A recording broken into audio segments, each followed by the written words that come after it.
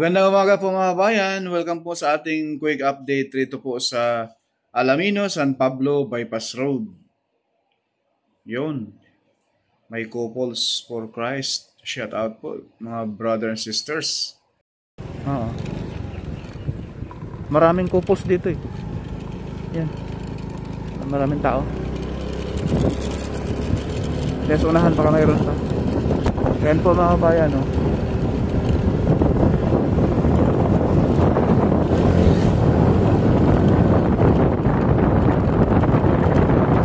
Itong portion na ito mga bayan, Barangay Santa Maria.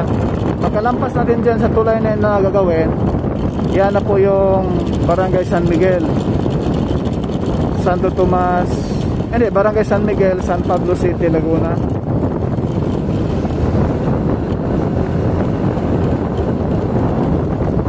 Ito yung kapag galing ka rito ng Santa Maria, Barangay Santa Maria, San Pablo City, Laguna, papunta ka roon sa Barangay San Miguel, San Pablo City, Laguna, ay ano yan, ito yung pinakaunang tulay. Bali dito sa Barangay San Miguel, dalawa tulay gagawin. Ayan na po yung progress na on. Ayan o, ano yung ginagawa nila, mga dambuhalang bakal, sus, kangkong, ang sarap adobo niyan. Ayan yung progress rito mga kabayan. Parang mas malaki yung progress doon sa dulo kesa rito.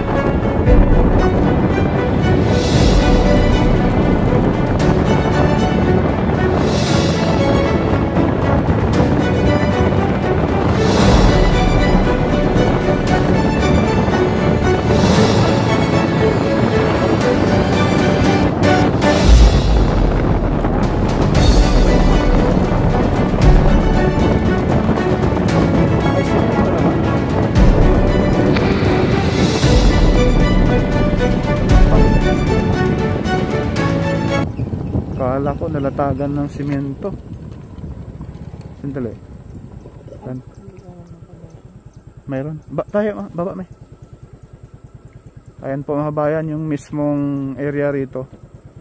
Kasya ba? Mayroon dito. Dito. Balik ako.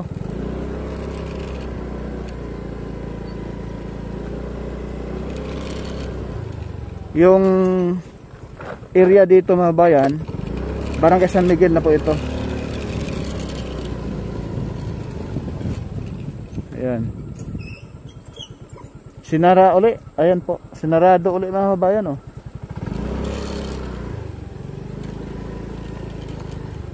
Tara. Hindi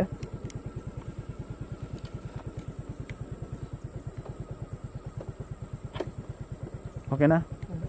Ayan. Dito mga bayan, hindi pa nalatagan ng concrete cement. Ayan, oh. Pero naka-ready na yung dyan, partition sa semento sa paglatag. Diretso na tayo.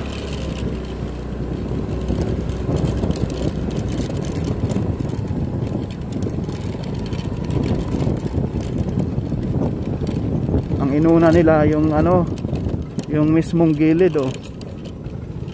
Ayan, oh. Yan po mga bayan, malapit na ito malatagan ng concrete cement. Kaya abang-abang to. Ayan yung mga kabataan. Kaya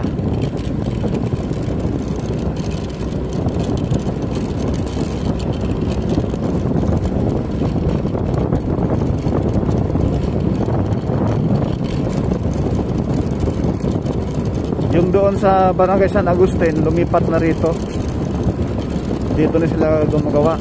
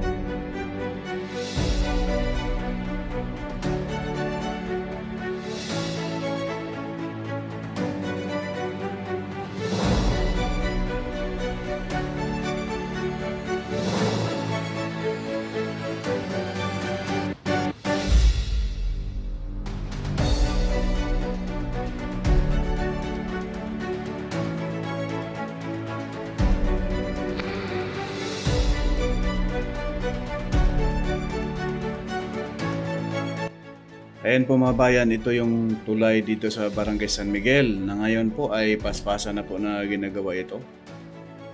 Ayan po yung mga rivers na grabe ang laki. Ang lalim pala ang baon nito mga bayan. Hindi ito basta-basta kung sakaling may masamang panahon, mataas yung tubig, kayang salagay nitong tulay mga bayan kung ano mga naglalaki ng mga troso dyan, no? Mga kahoy na tatama dyan sa tulay. Kayang-kaya sa lagyan yan sa sobrang laki ba naman ng mga bakal at rebars tsaka yung poste mga bayan at ang lalim, grabe.